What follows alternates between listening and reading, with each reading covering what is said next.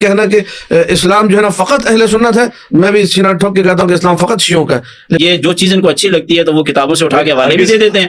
قابل گرفت بات ہے، یہ کہہ رہے ہیں یہ بعد میں اضافہ کیا۔ دیکھیں اذان جو ہے یہ شعار اللہ میں سے ہے، ٹھیک ہے، انہوں نے پس منظر کیا بیان کیا وہ مجھے پتہ نہیں ہے، لیکن یہ خود مان رہے ہیں کہ یہ ایک اضافی چیز ہے۔ تو بھائی یہ اضافی چیز آپ کیوں کر رہے ہیں؟ بات وہ ہوگی جو اللہ اور اس کے رسول کی طرف سے نافذ ہے، انہوں نے خود اپنی زبان سے مان لیا یہ اضافی چیز ہے۔ پتہ چلا کہ شیعہ حضرات اپنی کتابوں کے اندر اضافہ کرتے ہیں، اور جب اضافہ کرتے ہیں یہ ثابت ہو گیا تو پھر ان کے مذہب پر کم از کم سنی ہونے کے اعتبار سے ہم اس پر کوئی اعتماد ذرہ برابر بھی نہیں۔ کہ ہماری اذان وہی اذان ہے جو من جانب اللہ ہے، ہم نے اس میں کچھ اضافہ نہیں کیا، ٹھیک ہے۔ اشہد ان لا الہ الا اللہ وحدہ لا شریک لہ، کہ اللہ کی طرف سے ہے نہیں ہے، ہم اسلام کہہ رہے ہیں، یہ کیا اضافہ کہلائے گا؟ نہیں کہلائے گا۔ اشہد ان محمد رسول اللہ کے بعد صلی اللہ علیہ وآلہ، یہ لوگ آل کو کھا جاتے ہیں، ہم لوگ تو خیر کہتے ہیں وآلہ، ٹھیک ہے۔ کیا یہ اضافہ کہلائے گا؟ نہیں کہلائے گا۔ میں آپ کے سامنے کاش کہ اپنی کتابیں پڑھ کے آتے تو یہ کبھی نہ کہتے کہ ہم نے رسول اللہ پہ الزام لگایا اور ہم نے یہ کہہ دیا کہ حی علی خیر العمل نکال دیا اور جو صلاۃ و خیر العمل شامل کر دیا۔ میں ان کی کتابوں کا حوالہ دیتا ہوں کہ علم کلام کی ان کی بہترین اور شورۂ آفاق کتابوں میں سے، میں ان کتابوں کے حوالے سے بات کر رہا ہوں۔ اور تفتازانی سعد الدین تفتازانی نے اور کوشجی نے مبحث الامامہ، امامت کی جو بحث ہے، تجرید کتاب خواجہ نصر الدین طوسی کی، یہ علم کلام کی وہ کتاب ہے جس پر شیعہ سنی سب نے شروحات لکھی ہے۔ علم کلام کی ایک اہم کتاب، اس میں یہ جملے موجود ہیں سعد الدین تفتازانی کے بھی اور کوشجی کے بھی۔ ان عمر بن الخطاب قال وهو على المنبر، عمر ابن خطاب نے کہا جبکہ وہ منبر پر تھے، ثلاث كن على عهد رسول الله صلی اللہ علیہ وآلہ وانا انهى عنهن، تین چیزیں تھیں جو رسول کے عہد میں تھی اور میں اس سے منع کرتا ہوں۔ ٹھیک ہے، مطلب کیا ہے؟ ٹھیک ہے، مطلب یہ کہ رسول کے عہد میں تھی اور حضرت عمر یہ کہہ رہے ہیں کہ میں اس سے نہیں کرتا ہوں، وَأُحَرِّمُهُنَّ، میں ان تین چیزوں کو حرام قرار دیتا ہوں، وَأُعَاقِبُ عَلَيْهِنَّ، اور میں ان تینوں چیزوں پر سزا دوں گا۔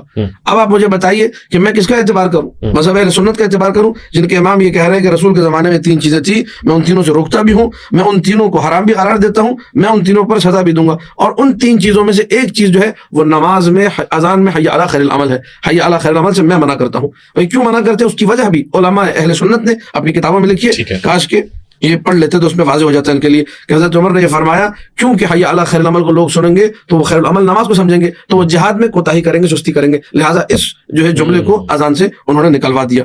پھر اسی طریقے سے اور دنیا کی کتابیں میرے پاس، دنیا کے حوالے موجود اہل سنت کتابیں جس میں یہ واضح موجود ہے۔ حضرت ابو بکر کے زمانے میں بھی حی علی خیر العمل تھا، ٹھیک ہے، اس کو بھی جو ہے انہوں نے نہیں دیکھا کہ جو حضرت ابو بکر کے زمانے میں بھی موجود ہے، حضرت عمر نے آ کے نکالا ہے۔ دوسری دو چیزیں متعۃ الحج ہے، وہ یہاں ذکر نہیں تھا جو میں نے ابھی کھولا ہوا تھا کتاب کا حوالہ، اور تیسری چیز متعۃ النساء ہے۔ متعہ نساء جو ہے وہ بھی رسول کے زمانے میں تھا، متعۃ الحج حج تمتع وہ بھی رسول کے زمانے میں تھا۔ ان تینوں چیزوں کو حضرت عمر نے دین سے نکال دیا اور اس سے منع فرمایا۔ اہل سنت دین رسول پہ عمل نہیں کرتے، دین حضرت عمر پہ عمل کرتے۔ آپ بتائیے ہم کس کا اعتبار کریں؟ دین حضرت عمر کا اعتبار کریں یا دین رسول خدا کا اعتبار؟ مفتی صاحب نے ایک اور بات جو ارشاد فرمائی کہ شیعہ حضرات جو ہے نا اپنی اذان میں اہل سنت کو گالیاں دیتے ہیں۔ بولن تو ہے کہ گالی دینا اس طریقے سے اہل سنت کو گلی کوچے کے اندر آ کے، میں ایسے طالب علم ہوں، میں حرام سمجھتا ہوں۔ میں مسجد اور منارہ اذان میں جا کے دینا تو بہت دور کی بات، بہت اچھی بات، بہت اچھی بات کی آپ، دل خوش ہوا۔ میں تصور بھی نہیں کر سکتا کہ کسی اہل سنت بھائی کو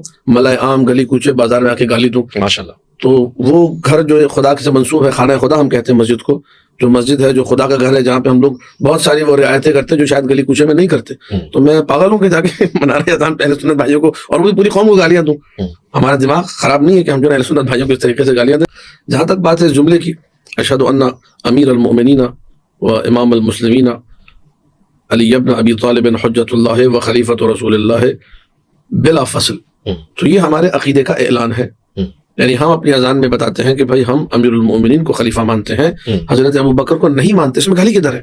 یہ میں کیمرے کے سامنے کہہ رہا ہوں، اور میں پہلے بھی اپنے آپ کے پروگرام میں کہہ چکا ہوں کہ میں اس مملکت خدا پاکستان میں رہتا ہوں، تو میں تشیع کا جو ہے نا کوئی مثال کے طور پہ مجھے چھپانے کی ضرورت نہیں کہ میں شیعہ ہوں، میں علی اعلان شیعہ اور ڈنکے کی چوٹ پہ شیعہ ہوں۔ یہ سنی ہے، علی اعلان سنی ہے، الحمدللہ یہ حسن ہے اس پاکستان کا۔ نور صاحب بیٹھے ہوئے، میں ہوں سنی قادری ٹن ٹنا ٹن، ایک نعت بھی ہم نے سنی تھی، بڑی مزے کی نعت تھی، مولانا کو بھی سلامت رکھے۔ تو یہ سنی ہے، بہترین ہے، سبحان اللہ۔ میں شیعہ ہوں، میں اپنی جگہ ہوں۔ میں اگر یہ کل کو آگے کہیں اذان میں، ٹھیک ہے، یا ویسے ہی کہ اپنے مجلس میں گئے، لیکن کہ عالم دین کا خطبہ بھی ہم نے سنا تھا، اشہد ان ابا بکر خلیفۃ رسول اللہ بلا فصل، تو ہمیں تو کبھی بھی نہیں لگا کہ ہمیں گالی دے رہے ہیں۔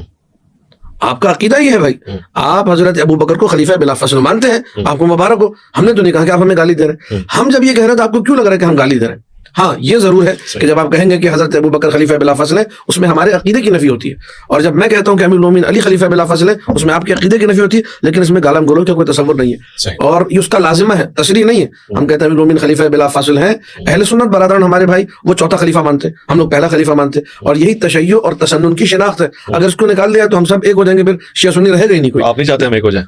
ایک ہو جاتے ہیں، ہٹا دیتے ہیں اضافی جملہ۔ دیکھیں کاش کہ جو ہے نا ہم سب ایک ہوتے حقائق کی بنیاد پر، لیکن جہاں حقائق کو جو ہے نا مسخ کر دیا جائے، تاریخ کے ساتھ کھلواڑ کیا جائے اور تاریخ کے جو ہے اوراق کو مزید سیاہ کر دیا جائے، اس میں منگڑت چیزیں ڈال کے جو بنو امیہ کے ادوار میں ہوا، جو بنو عباس کے ادوار میں ہوا، اگر وہ تاریخ کھول کے رکھی جائے اور ڈاکومنٹ جو ہے اس کو سامنے رکھ کے عقل سے بھی انسان فیصلہ کرے تو حقیقت تک پہنچ سکتا ہے۔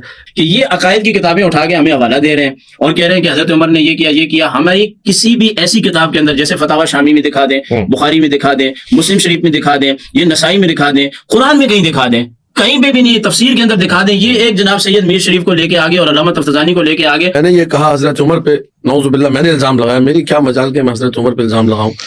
میں نے یہ کہا کہ جی وہ متع حج اور متعۃ النساء حضرت عمر نے نکالا اور اس پہ سزا معین کی اور کہا کہ میں منع کرتا ہوں، میں حرام کرتا ہوں، یہ میں نے ان پر الزام لگایا۔ میں نے الزام لگایا اچھا یہ تفسیر مفاتیح الغیب، تفسیر مفاتیح الغیب، فخر الدین رازی کی کتاب ہے، اب کیمرے پہ ریکارڈ ہو رہا ہے میں سب کے سامنے۔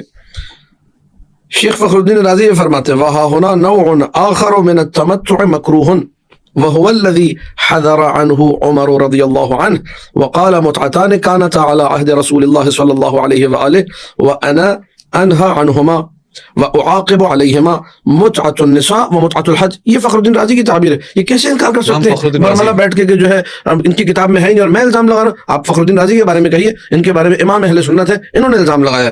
قال القرطبی، یہ بندر ٹاؤن میں چلے جائیں، گرو مندر پہ آج ہی میں کتابیں لے رہا تھا، وہاں تفسیر قرطبی سامنے لگی ہوئی ہے، ٹھیک ہے، جامع الاحکام کی تفسیر کا نام ہے، جلد نمبر 2 صفحہ نمبر 392۔ والوجه الثالث من التمتع هو الذي توعد کہتے ہیں توعد، ڈرانے دھمکانے کو، جس پہ ڈرایا دھمکایا عمر بن الخطاب رضی اللہ تعالی عنہ۔ وقال متعتان كانت على عهد رسول الله صلی اللہ علیہ وسلم، یہاں دیکھیں وآلہ نہیں ہے، انا انہا عنہما واعاقب علیہما، یہ کون کہہ رہے جی؟ امام قرطبی، میں نے الزام لگایا۔ وقال ابن عادل الحنبلی في اللباب في علوم الكتاب جلد نمبر 3 صفحہ نمبر 370 واتمام التمتع المكروه وهو الذي خطب به عمر رضی اللہ تعالی عنہ وقال متعتان كانت على عهد رسول الله، تمتع مکروہ جس کا اتمام جو ہے مکروہ ہے، یہ وہ ہے جس کے بارے میں حضرت عمر نے فرمایا تھا کہ متعتان کانتا علی عہد رسول اللہ صلی اللہ علیہ وسلم، یہاں بھی وعلیہ نہیں لگا ہوا، اہل سنت آپ کو کاٹ دیتے۔ وانا انہا عنہما واعاقب علیہما متعۃ النساء ومتعۃ الحج، یہ میں نے الزام لگایا۔ وقال القماش فی تفسیرہ جامع لطائف التفسیر، قبلہ فرما رہے تھے کہ کسی تفسیر کی کتاب میں نہیں، یہ ساری تفسیر کی کتاب ہے۔ یہ آپ شیئر کر سکتے ہیں مفتی صاحب کے ساتھ تاکہ میں بالکل بھیج دوں گا۔ ما روی عن عمر رضی اللہ عنہ انه قال في خطبته متعتان كانتا على عهد رسول الله صلی اللہ علیہ وسلم انا انهى عنهما واعاقب عليهما، ذکر هذا الكلام في مجمع الصحابہ، سارے صحابہ کے سامنے تھا عمر نے کہا تو سارے صحابہ بھی سن رہے تھے۔ وما انکر علیہ احد فالحال هنا لا يخلو، اما اب یہ اہل سنت کا کلام پڑھو، میرا کلام تو ہے نہیں، اما ان يقال انهم كانوا عالمين بحرمة المتعة فسكتوا او كانوا عالمين بانها مباحة ولكنهم سكتوا على سبيل المداهنة، جانتے تھے متاح حرام ہے پھر بھی ساکن ہو گئے، یا جانتے تھے متاح مباح ہے لیکن یہ کہ وہ جنگ و جدال نہیں چاہ رہے تھے، مجادلہ نہیں چاہ رہے تھے کہ معاملات بہتر رہیں، یا یہ کہ وہ اباحہ کو جانتے نہیں تھے اور حرمت کو بھی نہیں جانتے تھے تو وہ اس میں متوقف تھے۔ تو یہ ساری کی ساری جو بحث ہے یہ میں نے تو نہیں لکھی اس کتاب کے اندر، تحریف تو نہیں کی، کتاب بازار میں موجود ہے، جا کے خریدے۔ میں پاگل تو نہیں ہوں کہ حضرت عمر جیسے عالم اسلام کی قضاوت شخصیت پہ الزام لگاتا ہے وہ بھی کیمرے کے سامنے، لہٰذا میں نے جو بات کی ہے اس کی یہ ساری دلائل جو ہے موجود ہے۔ پاکستان ٹھیک ہے، اسلامیہ جمہوریہ پاکستان، ان سے گزارش ہے پاکستان کا آئین پڑھے جا کے، ٹھیک ہے، اس آئین کے اندر سب کو حقوق دیے گئے ہیں اور قرآن اور سنت کے مطابق یہ آئین بنا ہے۔ اگر یہ ادعا کر سکتے تو کریں کہ قرآن خالی حنفی ہو گئے، پاکستان کا آئین قرآن کے مطابق، لہٰذا یہ کہنا کہ اسلام جو ہے نا فقط اہل سنت ہے، میں بھی سینہ ٹھوک کے کہتا ہوں کہ اسلام فقط شیعوں کا ہے۔ ان کو اچھے طریقے سے پتا ہونا چاہیے کہ امام رازی کے حوالے دے رہے ہیں اور یہ امام قرطبی کے، امام قرطبی مالکی ہے اور امام رازی جو ہے وہ شافعی ہیں، یہ بات ذہن میں رکھے، بولیں گے نہیں بیچ میں، میں کہہ رہا ہوں اہل سنت میں تو آتے ہیں، جو یہ حوالے دے رہے ہیں اس میں حج تمتع کے دلائل فقہی طور پہ دیے جا رہے ہیں، یعنی کہ حضرت عمر رضی اللہ تعالیٰ عنہ منع کرتے تھے، وہ کوشش کی جا رہی ہے کہ یہ حضرت عمر رضی اللہ تعالیٰ عنہ نے کیا، یہ شافیوں کا اور حنفیوں کا ایک دلائل ہے۔ جتنی حدیثیں انہوں نے پڑھی ہیں اس کے آخر میں دیکھ رہا تھا ابھی کتاب میں، نہ تو بخاری کا نام آیا نہ مسلم کا نام کی بات سے واضح ہو گیا کہ اہل سنت کا جو دین ہے نا وہ بخاری اور مسلم پر ہے۔ میری بات کے بیچ میں نہ بولے، میری بات کے بیچ میں نہ بولے، مجھے بات کرنے دیں، غلط بات نہیں کر رہا۔ آپ نے کہا کہ جو نا صحیح بخاری سے مسلم میں کہیں نہیں ہے، میں نے آپ کو دنیا کے حوالے دیا، آپ نے کہا صحیح بخاری سے مسلم میں نہیں ہے، اب میں آپ کو اگر صحیح مسلم دکھا تو اس کے بعد یہ کیا کہیں وہ بھی سماعت فرمائیے گا۔ صحیح مسلم शाफी हैं, मैं यही कहूंगा। बुखारी से देंगे वो भी शाफी हैं, अभी मैं ये यही तो कहूंगा। बड़ा मसला